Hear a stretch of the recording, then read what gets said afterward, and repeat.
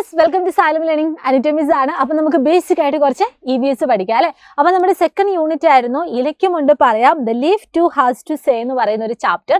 അതിനകത്ത് നമ്മൾ റൂട്ടിനെ പറ്റിയും അതുപോലെ തന്നെ ലീവ്സിനെ പറ്റിയും ഒക്കെ നമ്മൾ വളരെ ഡീറ്റെയിൽ ആയിട്ട് നമ്മൾ പഠിക്കുന്നുണ്ട്. അപ്പം നമ്മുടെ ഈ ഒരു ചാപ്റ്ററിലെ എല്ലാ പ്രധാനപ്പെട്ട കാര്യങ്ങളും നമ്മൾ ഇതാ വളരെ കുറഞ്ഞ സമയം കൊണ്ട് നമ്മൾ ഓടിച്ച് പഠിക്കാൻ പോവാണ്.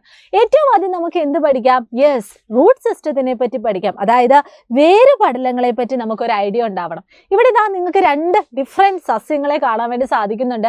അതായത് നമുക്ക് നോക്കിയാൽ അറിയാം, നമ്മുടെ ചുറ്റുമുള്ള സസ്യങ്ങളെ ഒന്ന് നോക്കുമ്പോൾ എല്ലാ സസ്യങ്ങളുടെ റൂട്ടും എന്താണോ ഒരുപോലെ ഒന്നും അല്ല അല്ലേ. ചിലതാണെങ്കിൽ മണ്ണിൻ്റെ അടിഭാഗത്തേക്ക് ഇങ്ങനെ വളരെ ആഴത്തിൽ വളരുന്ന വേരുകളുണ്ടാവും. ചിലതാണെങ്കിൽ എന്താണ് അത്ര ആഴത്തിലൊന്നും വളരാതെ എല്ലാ ഭാഗത്തേക്കും ഒരുപോലെ സ്പ്രെഡ് ആവുന്ന വേരുകളുണ്ടാവും.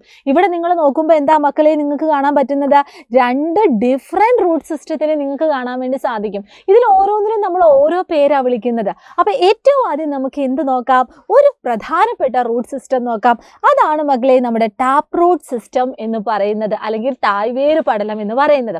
അപ്പോൾ ടാപ്പ് റൂട്ട് സിസ്റ്റം അല്ലെങ്കിൽ തായ്വേര് പടലം എന്ന് പറയുമ്പോൾ നിങ്ങൾ ആലോചിച്ചാൽ മതി, അതിൽ എന്തുണ്ടായിരിക്കും? ഒരു ടാപ്പ് റൂട്ട് ഉണ്ടായിരിക്കും, അല്ലെങ്കിൽ ഒരു തായ്വേരുണ്ടായിരിക്കും. അതായത് മക്കളെ, കാണ്ഡത്തിൻ്റെ ചുവട്ടിൽ നിന്ന് താഴേക്ക് വളരുന്ന ഒരു തായ്വേരും അതിൽ നിന്ന് വളരുന്ന ശാഖാവേരുകളും കൂടി ചേർന്ന് കാണപ്പെടുന്ന വേര് പടലമാണ് നമ്മൾ എന്ത് വിളിക്കുന്നത്? തായ്വേര് പടലം എന്ന് വിളിക്കുന്നത്. That means in a taproot system it consists of a larger taproot and smaller branches growing from it. ഈ ഒരു ചിത്രം നോക്കിയാൽ നിങ്ങൾക്ക് അറിയാം അല്ലേ. ഇതാണ്ട് ഒരാൾ ഇതാ മെയിനായിട്ട് അത്യാവശ്യം കട്ടിയുള്ള ഒരാൾ വളരെ ആഴത്തിൽ വളരുന്നുണ്ട്. ഇതാണ് നമ്മുടെ ടാപ്പ് റൂട്ട് എന്ന് പറയുന്നത്.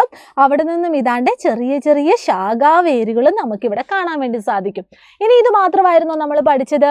അല്ല, വേറെ ഒരു തരത്തിലുള്ള ഒരു വേരുപടലം കൂടിയുണ്ട്. അതിനെ നമ്മൾ വിളിക്കുന്ന പേരാണ് ഫൈബ്രസ് റൂട്ട് സിസ്റ്റം എന്ന് പറയുന്നത്. എന്താണ് ഫൈബ്രസ് റൂട്ട് സിസ്റ്റം? കാണ്ഡത്തിന്റെ ചുവട്ടിൽ നിന്നും വളരുന്ന ഒരേപോലെയുള്ള ധാരാളം വേരുകൾ ചേർന്നതാണ് നമ്മുടെ ഫൈബ്രസ് റൂട്ട് സിസ്റ്റം എന്ന് പറയുന്നത്, അല്ലെങ്കിൽ നാരുവേര് പടലം എന്ന് പറയുന്നത്. അപ്പോൾ fibrous root system it include a cluster of similar root growing from the base of the stem.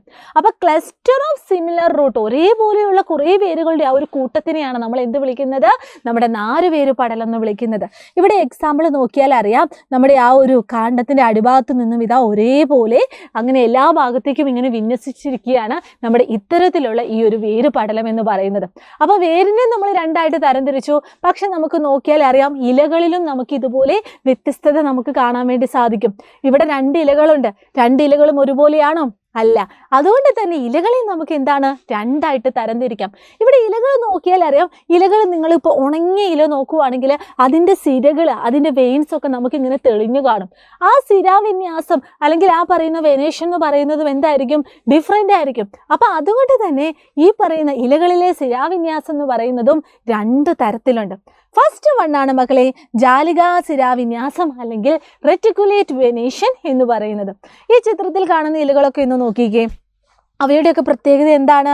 ആ ഇലകളിൽ വലക്കണ്ണികൾ പോലെ കാണുന്ന സിരാവിന്യാസമാണ് ഇവിടെ നമുക്ക് കാണാൻ വേണ്ടി സാധിക്കുന്നത്. ഒരു നെറ്റ്വർക്ക് ലൈക്ക് വെനേഷൻ ആണ്. വലക്കണ്ണികൾ പോലെയാണ്, എല്ലാം ഇങ്ങനെ കൂട്ടുപിടിഞ്ഞ് കിടക്കുവാണ്. അത് മാത്രമാണോ ദ നെറ്റ്വർക്ക് ലൈക്ക് വെനേഷൻ എന്ന് നമുക്ക് സിമ്പിളായിട്ട് പറയാം, അല്ലെങ്കിൽ ഇലകളിൽ വലക്കണ്ണികൾ പോലെ കാണുന്നു എന്ന് നമുക്ക് സിമ്പിളായിട്ട് പറയാം. ഇതിൻ്റെ കൂടെ നമുക്ക് കുറച്ച് അഡീഷണൽ പോയിന്റ്സും കൂടെ നമ്മൾ പഠിക്കണം. ഏതൊക്കെയാണ്? ഒന്ന് നമ്മൾ പറഞ്ഞ വലക്കണ്ണികൾ പോലുള്ളത്, നമ്മൾ നേരത്തെ പറഞ്ഞ network like venation.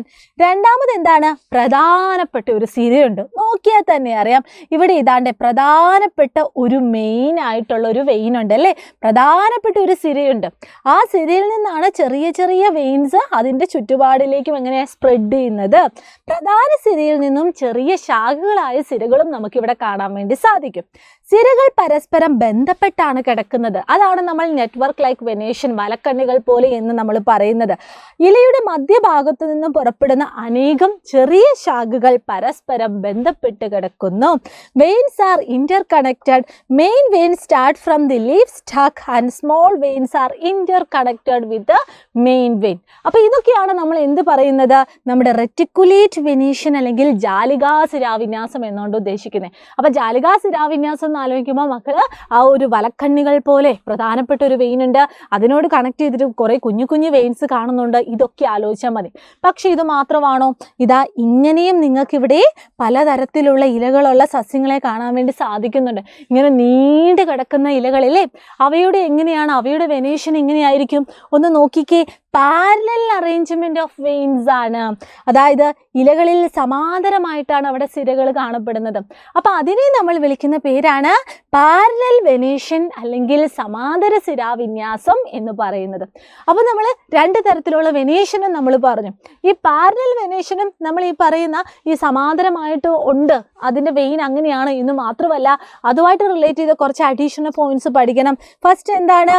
there is no main vein. അവിടെ പ്രധാനപ്പെട്ട ഒരു സിരയൊന്നുമില്ല. നമ്മൾ നേരത്തെ പറഞ്ഞല്ലേ, നമ്മുടെ ജാലികാ സിരാവിന്യാസത്തിൽ പ്രധാനപ്പെട്ട ഒരു സിരയുണ്ട്, പക്ഷേ സമാന്തര സിരാവിന്യാസത്തിൽ പ്രധാനപ്പെട്ട ഒരു സിരയൊന്നുമില്ല. സിരകൾ ഇങ്ങനെ പരസ്പരം കൂട്ടിമുട്ടുന്നില്ല. അപ്പം ആ വ്യത്യാസങ്ങൾ നിങ്ങൾ അറിഞ്ഞ് തന്നെ പഠിക്കണം. പിന്നെ എന്താണ്? ഇലയുടെ ഞെട്ടിൽ നിന്ന് തുടങ്ങി സമാന്തരമായിട്ട് അഗ്രഭാഗത്തെത്തി യോജിക്കുകയാണ് ചെയ്യുന്നത്. അപ്പം ഇത്തരത്തിലുള്ള അതായത് ഇവിടെ നിങ്ങൾ നോക്കിയേ, അതിൻ്റെ ഞെട്ട് അവിടെ നിന്നും പോയിട്ട് അതിൻ്റെ അറ്റം അല്ലെങ്കിൽ അതിൻ്റെ എഡ്ജിൽ വന്ന് കൂട്ടിമുട്ടുന്ന സമാന്തരമായി കാണുന്ന സിരകളാണ് നമുക്ക് എവിടെ കാണാൻ വേണ്ടി സാധിക്കുന്നത്? പാരലൽ വെനേഷൻ അല്ലെങ്കിൽ സമാന്തര സിരാവിന്യാസത്തിൽ നമുക്ക് കാണാൻ വേണ്ടി സാധിക്കുന്നത്. അപ്പം നമ്മൾ എന്ത് പഠിച്ചു? വെനേഷൻ അല്ലെങ്കിൽ സിരാവിന്യാസവും നമ്മൾ പഠിച്ചു. ഇനി നമുക്ക് പഠിക്കേണ്ടത് വിത്ത് മുളയ്ക്കൽ അല്ലെങ്കിൽ സീഡ് ജെർമിനേഷൻ അല്ലെങ്കിൽ ജെർമിനേഷൻ ഓഫ് സീഡ്. ഒരു വിത്ത് മുളയ്ക്കുമ്പോൾ എന്തെല്ലാം മാറ്റങ്ങളാണ് സംഭവിക്കുന്നത് എന്നും കൂടി നമുക്ക് പറയണം. അപ്പം നമുക്കറിയാം, ഒരു വിത്ത് നമ്മൾ മണ്ണിൽ കുഴിച്ചിട്ട് കുറച്ച് ദിവസമൊക്കെ കഴിയുമ്പോൾ സൂര്യപ്രകാശവും ജലവും ഒക്കെ വളവും ഒക്കെ കിട്ടുമ്പോൾ എന്താണ്? ആ വിത്ത് പതുക്കെ പൊട്ടി പുറത്തേക്ക് വരും അല്ലേ, മണ്ണിന് പുറത്തേക്ക് വരും. അങ്ങനെ വരുന്ന സമയത്ത് പല പല പുതിയ ഭാഗങ്ങൾ നമുക്ക് കാണാൻ വേണ്ടി സാധിക്കും. എങ്ങനെയാണ്? ഫസ്റ്റ് നിങ്ങൾ നോക്കിക്കും, ഇതാണ് നമ്മുടെ വിത്ത്. ആദ്യം ഇതാണ്ട് ആ വിത്തിൽ നിന്ന് നോക്കിയാൽ അറിയാം, ഒരു ചെറിയൊരു ഭാഗം ഇതാ പുറത്തേക്ക് വരുന്നുണ്ട്. ആ ചെറിയ ഭാഗം പുറത്തേക്ക് വന്നിട്ട് പിന്നെ എന്താ ചെയ്യുന്നത്? മണ്ണിൻ്റെ അടിയിലേക്ക് തന്നെ വളരുക ചെയ്യുന്നത്. മണ്ണിൻ്റെ പുറത്തേക്ക് വന്നിട്ടില്ല അല്ലേ, മണ്ണിൻ്റെ അടിഭാഗത്തേക്ക് തന്നെ വളരുകയാണ് ചെയ്യുന്നത്. ഈ ഒരു ഭാഗത്തിനെ വിളിക്കുന്ന പേരാണ് റാഡിക്കിൾ അല്ലെങ്കിൽ എന്താണ്? ബീജമൂലം എന്ന് പറയുന്നത്. ഈ ബീജമൂലം നമുക്ക് നോക്കിയാൽ അറിയാം, മണ്ണിൻ്റെ അടിയിൽ തന്നെയുള്ള ഭാഗമാണ്. അതാണ് പിന്നീട് എന്തായിട്ട് മാറിയത്? യെസ്, ഇവിടെ കാണുന്നത് പോലെ വേരായിട്ട് മാറിയത്. എന്താ മാറിയത്? വേരായിട്ട് അല്ലെങ്കിൽ റൂട്ടായിട്ട് മാറിയത്.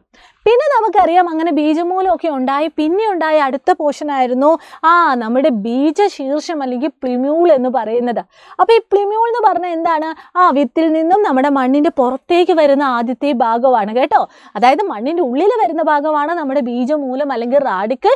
മണ്ണിൻ്റെ പുറത്തേക്ക് വരുന്ന ആദ്യത്തെ ഭാഗമാണ് നമ്മുടെ ബീജശീർഷം അല്ലെങ്കിൽ പ്ലിമ്യൂൾ എന്ന് പറയുന്നത്. എന്താണ് പ്ലിമ്യൂൾ എന്ന് പറഞ്ഞാൽ? ബീജശീർഷമാണ്. ഈ ബീജശീർഷമാണ് പിന്നീട് എന്തായിട്ട് മാറുന്നത്? സ്റ്റെം അല്ലെങ്കിൽ നമ്മുടെ കാണ്ഡമായിട്ട് മാറുന്നത്. ഇപ്പം നിങ്ങൾക്കൊരു സംശയം തോന്നും, ഈ ബീജമൂലത്തിനും അതുപോലെ തന്നെ ബീജശീർഷത്തിനും ഒക്കെ വളരാൻ ആവശ്യമായിട്ടുള്ള ഫുഡ് എവിടുന്ന് കിട്ടും? എവിടുന്നാ കിട്ടുന്നത്? രണ്ട് ഇലകൾ പോലെയുള്ള ഭാഗത്ത് അത് സംഭരിച്ചു വെച്ചിരിക്കും. അപ്പം ഇലകൾ പോലെ, അതായത് ഇലകൾ പോലെ ആ ഒരു ഷേപ്പിലുള്ള ആ ഒരു ഭാഗത്തിനെ വിളിക്കുന്ന പേരാണ് കോട്ടിലിഡൺ അല്ലെങ്കിൽ ബീജപത്രങ്ങൾ എന്ന് പറയുന്നത്, അല്ലെങ്കിൽ ബീജപത്രം എന്ന് പറയുന്നത്.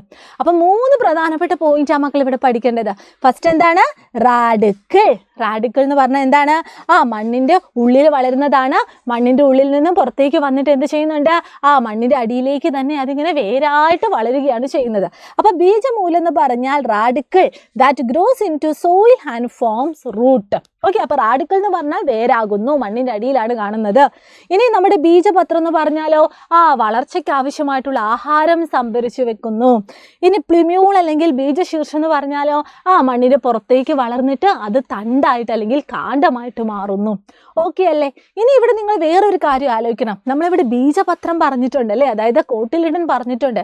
എല്ലാ സസ്യങ്ങളും നോക്കുന്ന സമയത്ത്, അവയുടെ വിത്തുകളൊക്കെ നോക്കുന്ന സമയത്ത് ചിലതിന് ഒരു ബീജപത്രം മാത്രമേ ഉള്ളൂ, ചിലതിന് 2 ബീജപത്രം ഉണ്ടാവും. അപ്പോൾ അതിൻ്റെ ബേസിൽ നമുക്ക് 2ആയിട്ട് തരംതിരിക്കാൻ വേണ്ടി പറ്റും, അതായത് സസ്യങ്ങളെ തരംതിരിക്കാം.